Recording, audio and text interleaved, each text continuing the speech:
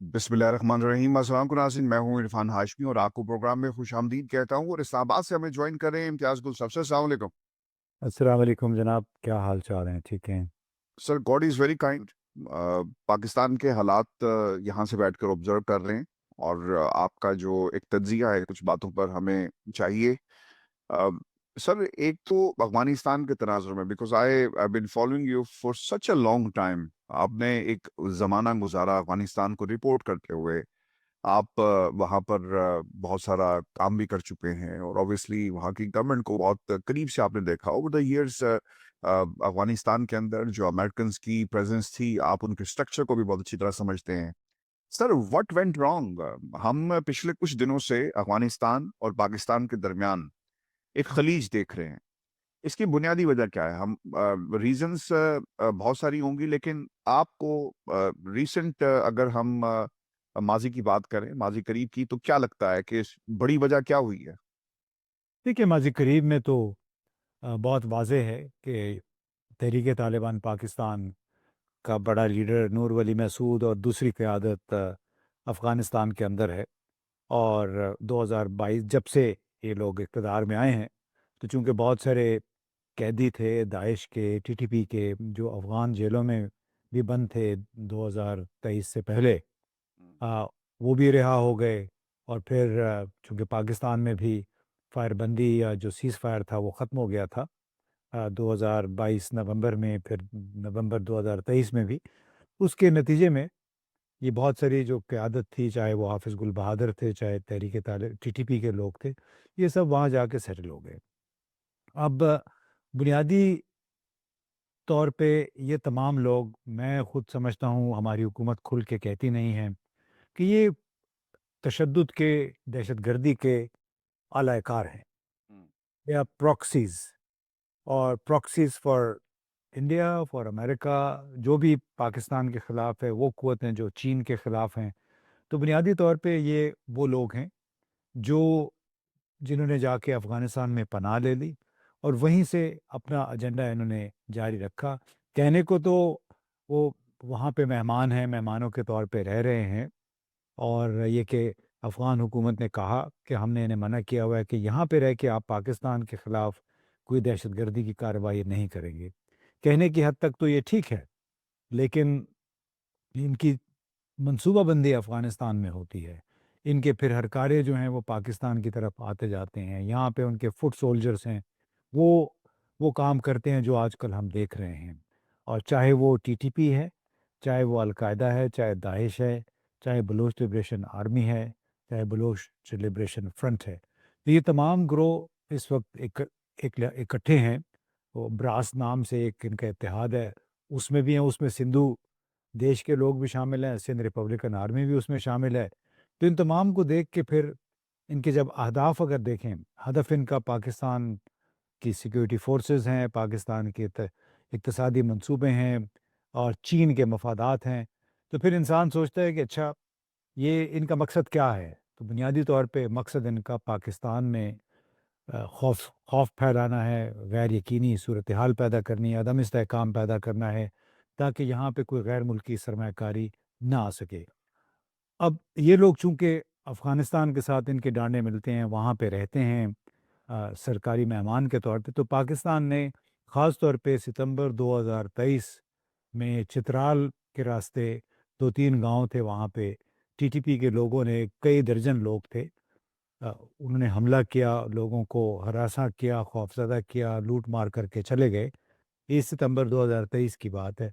تو وہ ایک ٹائم تھا کہ جس سے جو ایک ریڈ لائن تھی جو کہ ٹی ٹی پی نے کراس کی، تو اس میں بہت سارے ثبوت پاکستان نے حوالے کیا افغان طالبان کو کہ دیکھیے یہ لوگ اس رخت سے بھی آگے تھے، یہ ہماری ریڈ لائن ہے، اس کے بعد ابھی آپ نے ان کے خلاف اقدامات کرنے ہیں، ان کو نفس ڈالنی ہے، اور یہ کہ پاکستان میں انہوں نے ان کو آپ نے منع کرنا ہے کہ کوئی دہشت گردی نہیں ہونی۔ لیکن آپ نے دیکھا کہ 2023 کا آخری حصہ اور 2024 کا پورا سال، خاص طور پہ 2024 کا پورا سال جو تھا، وہ گزشتہ 10 سالوں میں بدترین سال تھا وائلنس کے حساب سے، دہشت گردی کے واقعات کے حوالے سے۔ تو یہ بہت بڑی وجہ بنی، اگر آپ ماضی قریب کی بات کریں، کہ دونوں ملکوں کے درمیان تعلقات بہت ایک زیادہ خراب ہوئے۔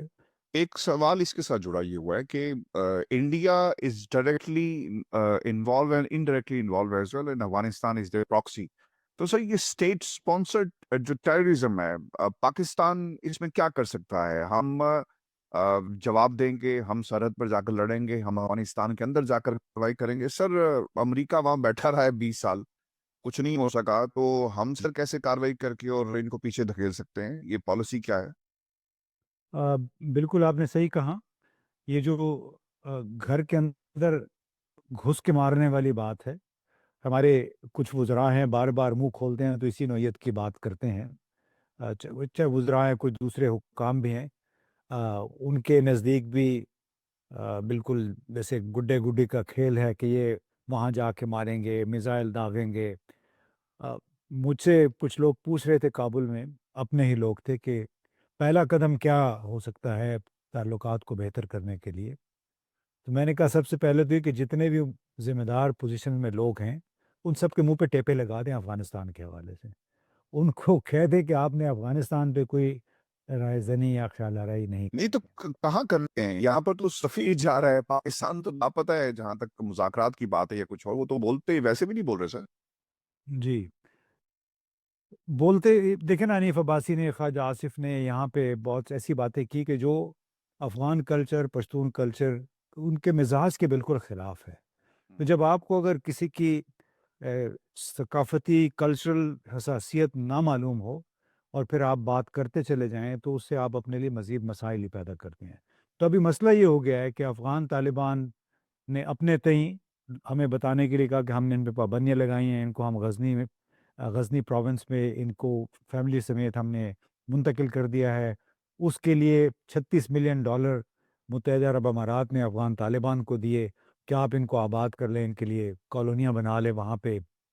پاکستان سے بھی پیسے مانگے تھے انہوں نے، لیکن پاکستان نے نہیں دیے، کیونکہ پھر یہ خیال آیا کہ اگر ایک دفعہ ہم نے پیسے دے دیے، محض اس بات پہ کہ ہم پاکستان کو نشانہ بنانے والے دہشت گردوں کو یعنی کہیں اور پہ آباد کر رہے ہیں آپ سرحد سے دور، تو اس کا مطلب ہے کہ سال کے بعد ہو سکتا ہے وہ پھر کہیں کہ جی اب پیسے ختم ہو گئے ہیں، تو ان کی دیکھ بھال کے ابھی آپ مزید پیسے دے دیں۔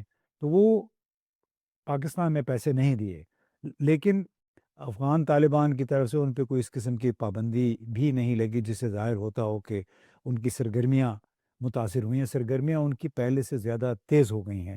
تو اسی لیے بار بار میں یہ کہتا ہوں کہ یہ بنیادی طور پہ پراکسی ٹیررزم ہے۔ میں نے اب کل ایک آرٹیکل بھی لکھا اور اس میں آپ بھی اپنے ذریعے سے اس کو ہائی لائٹ بھی کر سکتے ہیں کہ میرا اپنا یہ خیال ہے کہ طالبان حکومت کے اندر کچھ ایسے عناصر ہیں جو بالواسطہ طور پہ بھارت پاکستان کے ساتھ جو کر رہا ہے TTP کے ذریعے، اس کی سپورٹ کر رہے ہیں۔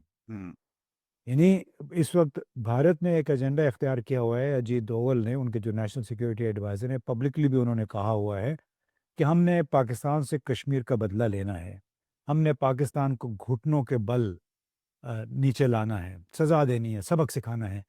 تو اس چکر میں اگر TTP ایسی کارروائیاں کر رہی ہے جس سے پاکستان کو نقصان پہنچ رہا ہے، اور اسی TTP کو افغان حکومت یا اس کے کچھ اہلکار اگر روک نہیں رہے ہیں، تو اس کا مطلب ہے کہ بالواسطہ طور پہ افغان طالبان کے کچھ لوگ بھی بھارتی ایجنڈے کی سپورٹ کر رہے ہیں، اس کی سہولت کاری کر رہے ہیں۔ تو لہٰذا ایک بہت بڑا اس وقت ایک کرائسس ہے کہ پاکستان اور افغانستان کے درمیان جو کہ TTP نے ایک ریڈ لائن کراس کی، تعلقات خراب ہوئے۔ اس جو ستمبر 2023 کے بعد یہ پاکستان نے کچھ ایسی نامناسب سی شرائط بھی لگائیں افغان مہاجرین پہ، افغان تاجروں پہ، کہ جس کے بعد آہستہ آہستہ دو طرفہ تجارت بھی کم ہو گئی، اور ٹرانزٹ ٹریڈ جو پاکستان سے کبھی $1.5-2 ارب ہوا کرتا تھا پاکستان کے راستے، وہ کافی سارا اب بندر عباس اور چابہار پورٹ کی طرف منتقل ہو آپ گیا ہے۔ کو یہ بھی لگتا ہے کہ بیکاز وین یو سے کہ یہ پاکستان سے پیسے ڈیمانڈ کر رہے تھے، اس کا مطلب یہ ہوا کہ ایک وظیفہ ریگولر چاہتے تھے پاکستان سے اور اس کو یوز کریں گے، तो सर ये मामला तो फिर भारत के साथ भी होगा और अफ़गानिस्तान की क्योंकि इकोनॉमी और अमेरिका के जाने के बाद वहाँ की इकोनॉमी किस चीज़ पे बेस करती है? यही तरीका है, लोगों को मारो या फिर उनके नाम पर पैसा इकट्ठा किया जाए। भारत से आप प्रॉक्सी बन के इकट्ठा करेंगे और यहाँ से भी आप पैसा इकट्ठा करेंगे कि ठीक है हम इनको आबाद करते हैं, तो ये उनकी इकोनॉमी इस बात पे चल रही है? नहीं, मैं ये नहीं कहूँगा कि बराह रास्त ये तालिबान हुकूमत कर रही है। आपने मेरे अल्फाज पे गौर नहीं किया। मैंने कहा कि तालिबान हुकूमत के अंदर कुछ अनासर हुँ, ऐसे हैं जो कि बिलवास्ता तौर पे सहूलतकार का काम कर रहे हैं, और हमें नहीं भूलना चाहिए कि तालिबान हुकूमत में कई ऐसे लोग शामिल हुए थे तालिबान तहरीक में, जो कभी साबका जो सोशलिस्ट पार्टी थी जिसको खल्की कहते थे, जिसको परचम पार्टी कहा करते थे, peoples democratic party of Afghanistan, उसमें फैक्शंस थे, परचम और खल उसके लोग थे जो कि बाद में कन्वर्ट हो गए, मुजाहिदीन के साथ मिल गए, मुजाहिदीन के बाद वो तालिबान के साथ मिल गए। अंदर से वो हमेशा पाकिस्तान के खिलाफ रहे हैं। हुँ, ख़ास तौर पे जो नॉन पश्तून लोग थे, शुरा नज़ार के जो लोग थे, बुरहानुद्दीन रब्बानी, अहमद शाह मसूद के जो शिमाली अफ़गानिस्तान के लोग हैं, वो पाकिस्तान से उनको एक लिहाज से नफ़रत सी रही है।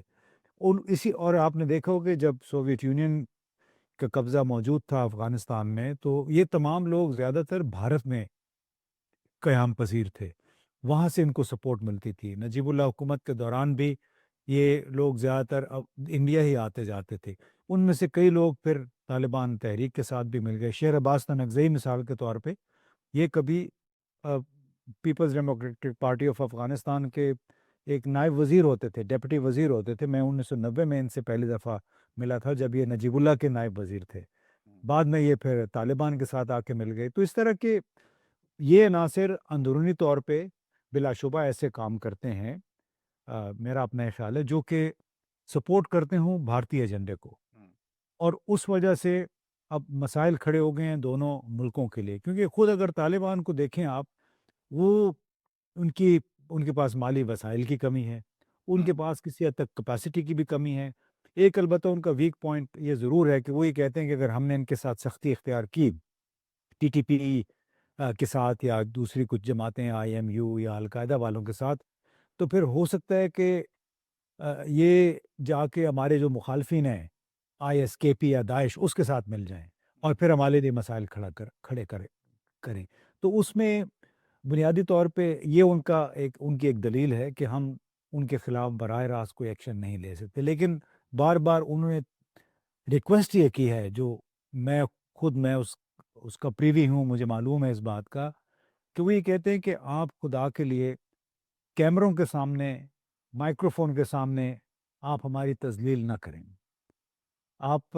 हमारी कुछ मजबूरियाँ हैं, लेकिन अगर हम क्वाइटली बंद कमरों में बैठ के कोई एक बात कर लेते हैं, फ़ैसला कर लेते हैं, तो फिर हम कोशिश करेंगे उस पे अमल दरामद की। हुँ। ज़ाहिर है सारी बात ज़रूरी नहीं कि अमल दरामद करें, लेकिन ये उनकी ख़्वाहिश है, और ये बिल्कुल पश्तून कल्चर, अफ़गान कल्चर के ऐन मुताबिक है कि पश्तून को या अफ़गान को अगर आप कहें ना कि मैं मेरी खातिर आप ये आग में कूद जाओ, अगर प्यार से कहें, तो वो गालिबन वो कूद जाएगा, अपनी जान दे देगा अपने दोस्त की खातिर। लेकिन अगर उसको आप ये कहें कि ये मेरा काम कर दो वरना मैं तुम्हें फड़का दूँगा, हुँ। वो आगे टेढ़ा होके खड़ा हो जाता है, कहता है ठीक है, आप फड़का के देखें मुझे। तो ये बहुत हमें ये स्टेप करना चाहिए कि ये बिल्कुल, बहुत पढ़े-लिखे लोग, ये बहुत पढ़े-लिखे लोग नहीं हैं, पठान हैं, मज़हबी भी हैं, कबायली माइंडसेट है, तो उनके साथ अब हमें उसी अंदाज़ में आप डील करना होगा, वरना ये मसाइल यूँ ही कंपाउंड होते रहेंगे। अच्छा सर बड़ी कॉम्प्रिहेंसिव गुफ्तगू की है हमारी अफ़गानिस्तान के तनाज़ुर में। मैं थोड़ा-सा मूव करूँगा पाकिस्तान के अंदर। आज हमने बहुत सारे लोगों को तमगा हुस्न कारकर्दगी मिलते हुए देखे। मैं इनको यही नाम दे सकता हूँ, मेरे पास इससे बेहतर कोई डेफ़िनेशन नहीं है। सर ये तमगे किसी सहाफ़ी के लिए ज़रूरी हैं? वुड यू एक्सेप्ट ऑब्वियसली मैं तो इसे प्राइज़ ही कहता हूँ कि would you accept certain price for your services? जब आपका काम है लोगों को सच पहुँचाना, एक ट्रू रिफ्लेक्शन होती है सहाफ़ी के कलम के अंदर। तो हमें अनफॉर्चुनेटली बहुत सारे लोगों का मैं नाम नहीं लूँगा, लेकिन आज हमने ये डिस्प्ले देखा है, एक ऐसा इतवार बाज़ार इसे कहीं लगा हुआ था, जहाँ पर मेडल्स दिए गए हैं, उनकी खिदमात के सिले में और खिदमात कैसी हैं, वो पूरी दुनिया जानती है। उसमें इरफ़ान, ये तो बड़ी सीधी-सी बात है। होता ये है कि there has to be a method in madness. कहते हैं अगर आपने बहुत भी कोई गलत काम करना हो ना, तो उसको थोड़ा सलीके से कर लें। अब ये काम इतने गैर सलीकामंद अंदाज में हुआ है कि जितने लोग पीएमएलएन के या उनके जो सपोर्टर्स हैं उनके गाने गाते रहे हैं, उन सबको अवार्ड मिल गए हैं। तो इसका ये मतलब है कि इन लोगों ने खुद भी वो जो एक होता है ना आपका ज़मीर, उसको कहीं फ्रीज़र में रखा हुआ है।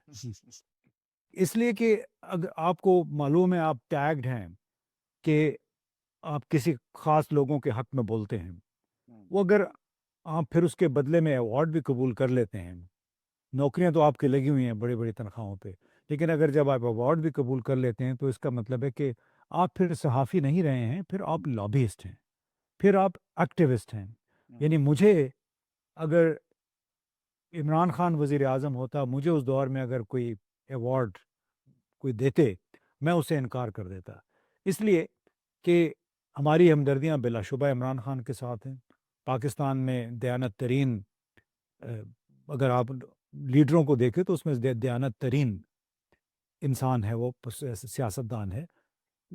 हमारी इसीलिए हमदर्दियाँ उनके साथ है। अपनी एक विज़न है उसकी, दुनिया भर का जाना-पहचाना करिश्माती शख्सियत है उसकी। लेकिन उसके बावजूद मैं कभी उनके हाथ से अवार्ड ना लेता। उनके दौर में अगर मुझे अवार्ड दिया जाता मैं ना लेता, क्योंकि फिर तो एक पक्का ठप्पा लग जाता कि मैं इमरान खान का हामी हूँ। बिलाशुबा मैं इमरान खान का हामी हूँ, लेकिन मैं उस सबसे पहले पाकिस्तान का हामी हूँ। पाकिस्तान में आइन की अमलदारी, आइन की बालादस्ती का हामी हूँ। अगर ये बात कोई भी करेगा, कोई भी काम बंदा हम सबके हामी हैं, बिल्कुल ऑब्वियसली। तो बिल्कुल। इसलिए हमारी मोहब्बत पाकिस्तान से, और जो भी पाकिस्तान के लिए अच्छा सोचेगा, हम उसकी सताइश करेंगे। ज़रदारी साहब की तकरीर इस वक़्त सोशल मीडिया पे वायरल है। हमें लगता है कि कुछ हद तक वो डॉक्टर्ड भी है, हम पहले भी बात कर रहे थे। लेकिन इसके बावजूद कहा और लोगों ने और हमने देखा भी कि फंबल्स हुए हैं बहुत सारे। Sir, Martin Luther king was a Martin Luther king obviously the great service और उन्होंने अपने लोगों के लिए जो काम किया। लेकिन आज भी मार्टिन लूथर किंग की तकरीरें जिस वजह से वो पहचाने जाते हैं, ऑब्वियसली जो उन्होंने आम अपने लोगों को जो आवाज़ दी। आप अगर रोमन्स को उठाकर देखें, ग्रीक्स तो वो अपनी एडमिनिस्ट्रेशन की वजह से मशहूर थे, अपने पॉलिटिकल सिस्टम की वजह से मशहूर थे और जो उन्हें फोर्स मिलती थी because they were the good auditors. हम अगर बर्तानिया में देखते हैं, विंस्टन चर्चिल उसकी स्पीचेस जितनी भी तकरीरें आप उठाकर देखें तो वो आज भी कोट की जाती हैं। मैं आपको एक इंसिडेंट बता देता हूं कि जब भी टोरीज पार्टी के लोग, क्योंकि between house of Lords and house of Commons एक एक छोटा सा हाथा बना, I don't know if you visited that, तो वहां पर जो मुजस्मे हैं उनमें एक विंस्टन चर्चिल का भी मुजस्मा है। और अच्छा। कोई भी टोरी पार्टी से ताल्लुक रखने वाला जो मेंबर ऑफ द पार्लियामेंट है वो तकरीर करने से पहले विंस्टन चर्चिल के जो स्टैचू है उसको हाथ लगा के जाता है। मैंने एक दिन सवाल किया, कवर करने गए तो उन्होंने कहा जी कि हमें विंस्टन चर्चिल की तकरीरों से एक नया जज्बा मिलता है, एक नई जहद मिलती है और हम ये एनर्जी हासिल करने के लिए करते हैं। तो वो एक ऑब्वियसली एक एल्गोरिकली पर्सपेक्टिव में उसको देखें तो जो लीडर होता है सर, उसकी तकरीरें ही तो सब कुछ होती हैं। आज कायद-ए-आज़म की तकरीरों से ही हम उनकी शख्सियत और फिर उनके पाकिस्तान के ख्वाब को ज़्यादा अच्छे बेहतर अंदाज में एक्सप्लेन कर सकते हैं। लेकिन ज़रदारी साहब को क्या हुआ?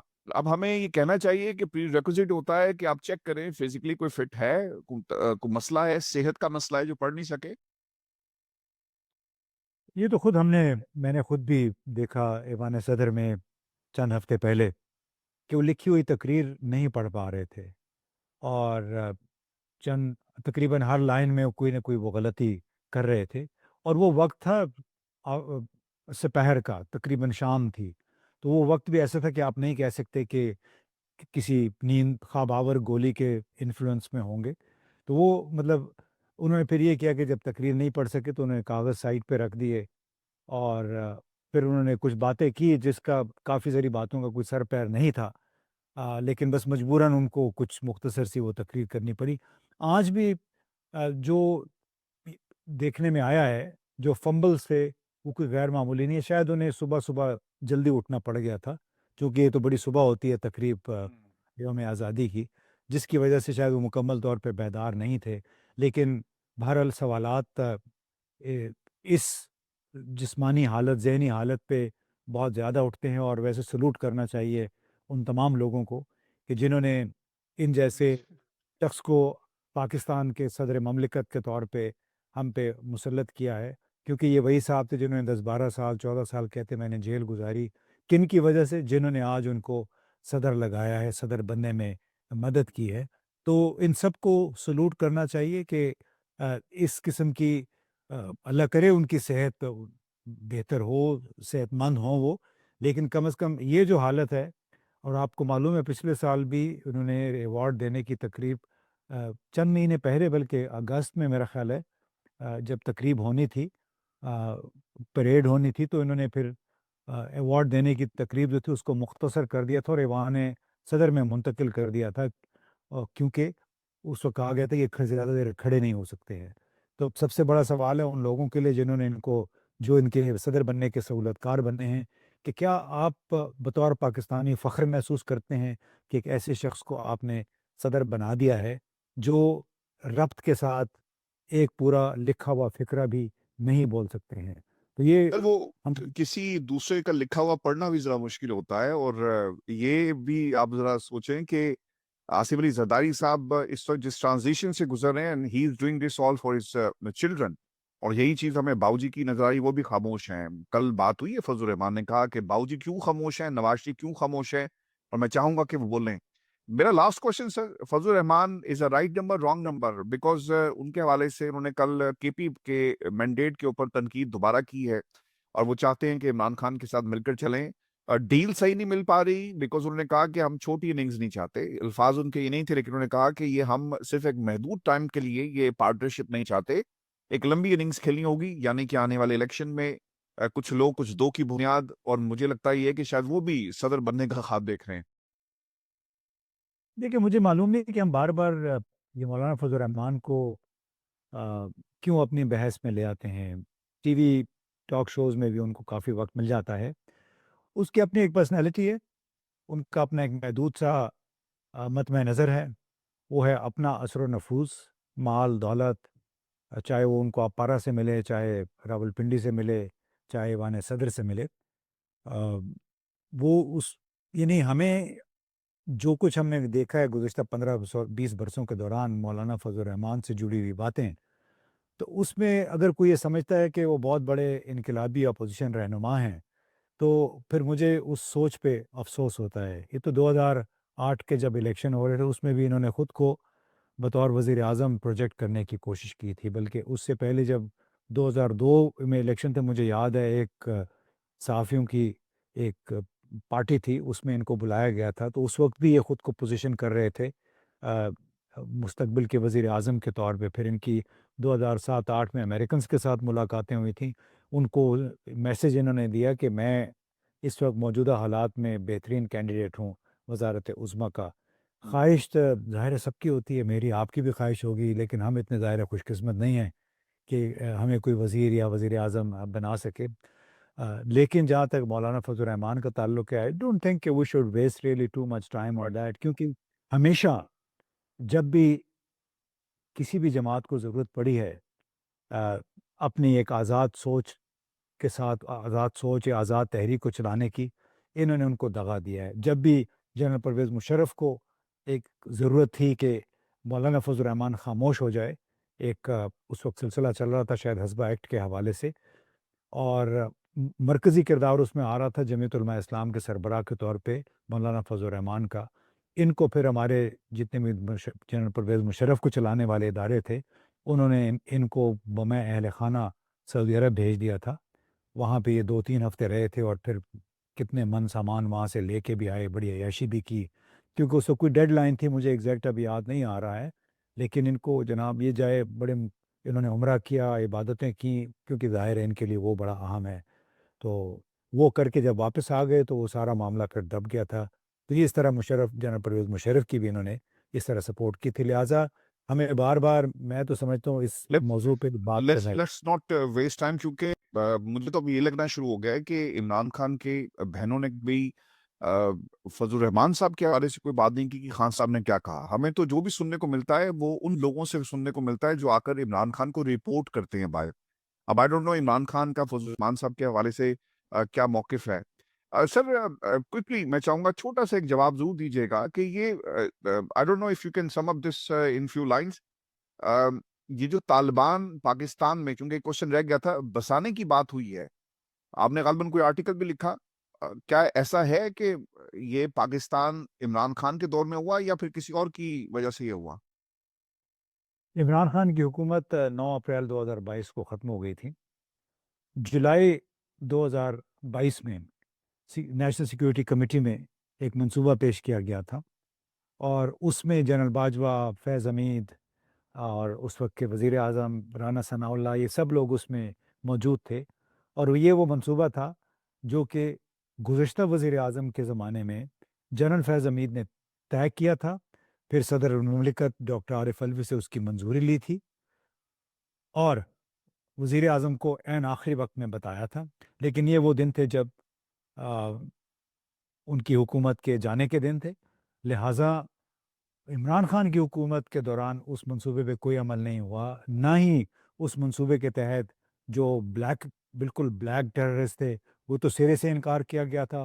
چند معمولی جرائم میں جو لوگ تھے ملوث ٹی ٹی پی کے، انہیں رہا کرنے کا فیصلہ کیا گیا تھا.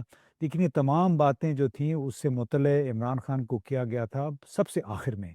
سب سے پہلے جنرل باجوہ نے، صدر عارف الوی نے اس کو اپروو کیا.